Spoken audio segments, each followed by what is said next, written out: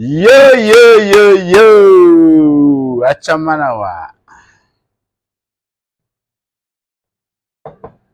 Udah malam sebenarnya. Cuma Nawak pengen makan Indomie ya kan? Apa-apa lah ya. Tadi udah makan sebenarnya sore. Kalau makan lagi sekarang kebanyakan nanti apanya nasi. Tapi lucu, pengen pula makan Indomie bah.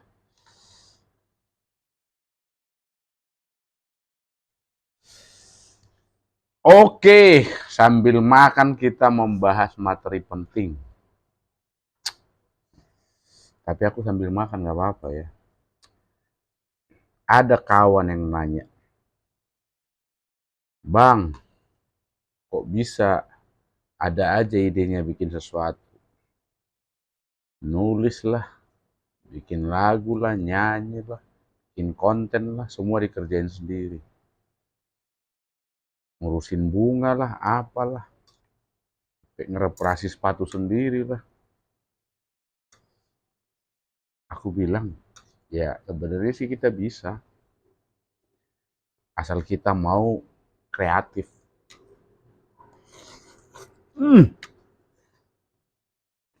Nah, kan.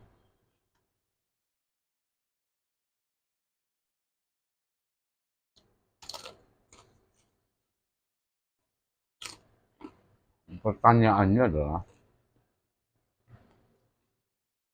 kreativitas itu bisa dibangun nggak sih? Kemampuan kita untuk menjadi lebih kreatif itu bisa nggak sih sebenarnya dibangun? Kalau dari banyak bacaan yang saya baca, ya bisa. Jujur dulu juga saya nggak bisa ngapa-ngapain, nggak bisa ngedit video, nggak bisa bikin lagu, nggak bisa ini, macam-macam, nggak bisa nulis. Tapi semua intinya kan itu dipelajari. Ada beberapa hal,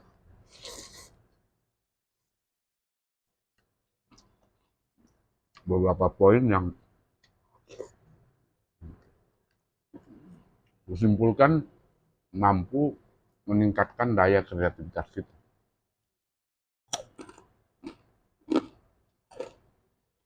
Kalau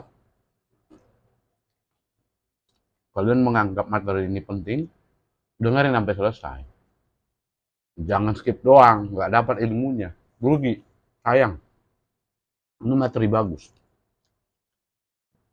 Dan aku share ini sebagai orang yang sudah membaca ribuan buku tentang tentang buku inspirasi, buku motivasi. Dari semua yang pernah aku baca itu, beberapa poin itu masuk di otakku yang membuat kita menjadi seorang yang kreatif.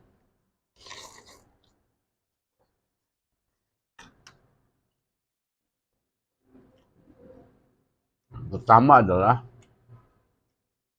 berpikirlah sebagai orang yang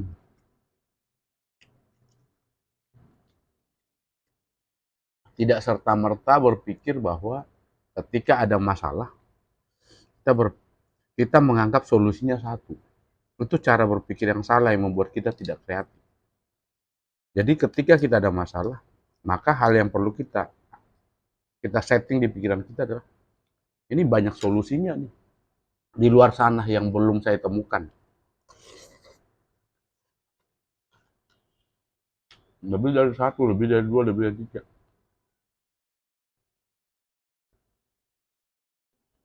Itu akan menstimulus otak kita untuk berpikir, oh iya banyak alternatif ya. Kalau saya mau memikirkan, akan sangat mudah saya temukan. Jadi saya nggak setuju dengan guru yang meminta kita menggambar sesuatu, dia menilai gambar orang itu yang paling benar. Enggak. Semua gambar itu ya kemungkinannya benar dan punya perspektif masing-masing yang tidak menyalahkan satu sama yang lain.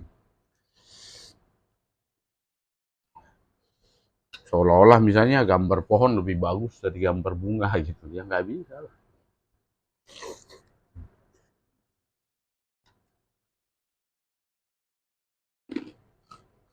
Rumah sebelahnya harus ada pohon gitu. Ya enggak, kalau ada bunga ya nggak apa-apa dong. Nggak ada pohonnya. Kalau ada pohon nggak apa-apa dong, nggak ada bunganya gitu ya. Misalnya gitu.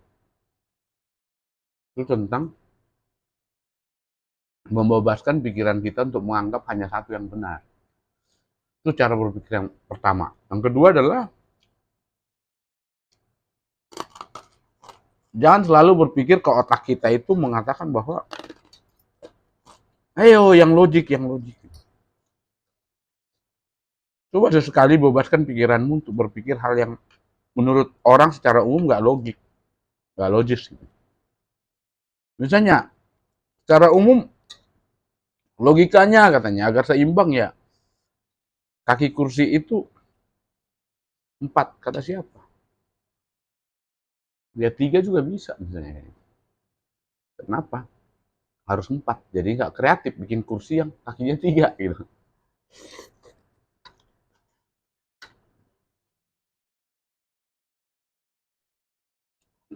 Jangan selalu berpikir tentang logikanya.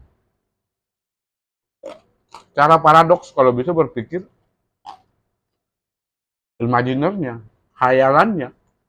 Coba kita khayal hal yang berbeda. Itu yang kedua ya. Yang ketiga adalah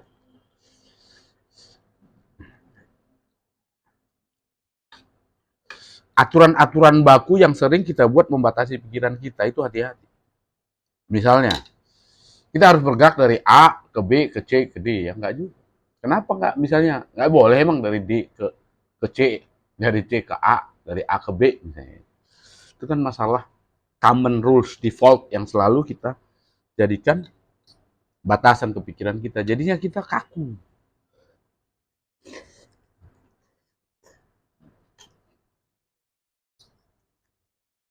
Cara berpikir ini harus kita instruksikan ke pikiran kita. Hei, otak, lu terserah lu deh mau gimana. Dia kan bebas, berkelana kemana-mana. Betul.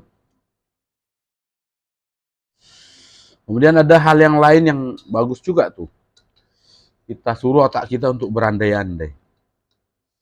Ketika kita nggak menemukan satu titik terang, ya kita andaikan aja banyak hal. Dari pengandaian-pengandaian itu kita akan banyak dapat apa ya?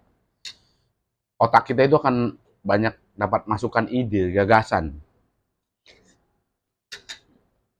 Misalnya menata ruangan. Kalau saya andaikan kursi di sana, meja di sana, atau kursi dan meja di sana, lemari di sana, kulkas di sana, segala macam. Berandai-andainya itu banyak. Jangan langsung nyuruh otak, oh ya, nanti pokoknya kursi di kiri, meja di kiri, kulkas di kanan. Otak kita yang jago berandai-andai ini langsung ciut nyalinya kalau kayak gitu. Lalu langkah berikutnya adalah playing, bermain-main ya. Bermain-main artinya suruh otak kita itu bermain-main dengan berbagai kesenangan dia, dengan berbagai kesenangan imajinatif dia. Itu memampukan dia untuk memberikan ide-ide tidak terbatas.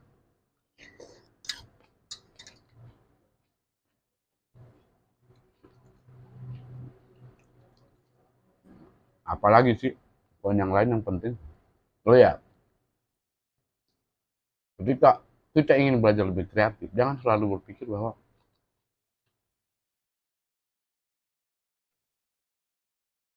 oh, itu kan bukan bidangku, itu kan bukan bagianku, itu bukan caraku. Nah, itu hati-hati, membatasi diri namanya. Itu bukan titik-titikku, itu yang membuat otak kita itu males berpikir. Langsung kita batasi, oh that's not my cup of tea, that's not my part, that's not my major. Ah, udah kacau deh, otak kita itu langsung ciut nyalinya. Apapun yang bisa kau pikirkan itu bisa menjadi milikmu, hati-hati. Be careful with your mind, with your thought. Thought itu pikiran kita itu, hati-hati. Kemudian apalagi, kadang kita berpikir, aduh kalau saya lakukan itu kelihatan saya bodoh. Nggak apa-apa. Banyak-banyaklah bodoh. Banyak-banyaklah kelihatan bodoh. Barangkali dari kebodohan-kebodohan yang kau anggap bodoh itulah sebenarnya kau menghasilkan hal-hal yang nilainya itu emas.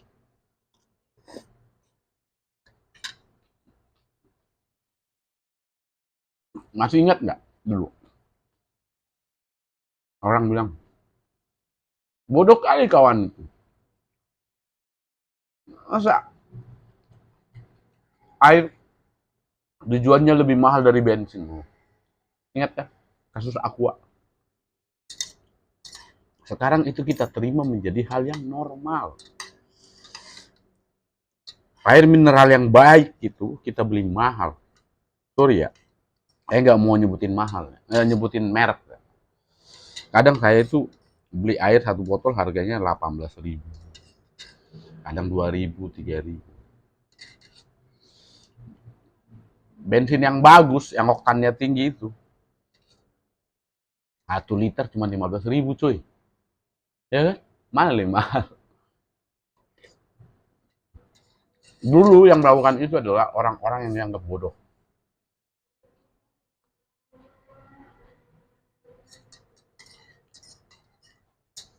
Lalu yang terakhir ini mungkin, ya kalian temukan lah yang selain ini ya. Yang terakhir yang menurutku sangat penting adalah jangan pernah sekali-sekali mengatakan ke diri kita bahwa kita tidak kreatif. Seringkali kita bilang orang lain, dia sih kreatif. Gua enggak. Sorry ya. Itu namanya membuat diri kita jadi rendah, cetek. Padahal kita punya kemampuan yang luar biasa, yang seringkali kita sendiri nggak menyadari. Kita itu manusia yang diciptakan untuk mampu mencipta, itu pula. Sama prinsipnya dengan kita itu manusia yang diberkati untuk mampu memberkati. Itu cara berpikir gitu. Manusia yang diciptakan untuk mampu mencipta. Burung aja mampu menciptakan rumah buatnya, sarang buatnya. Ya kan? Masa kita manusia nggak mampu menciptakan sesuatu untuk kemaslahatan kita? Beberapa poin itu tentunya melengkapi enaknya mie rebus malam ini. Oke coy, semoga bermanfaat.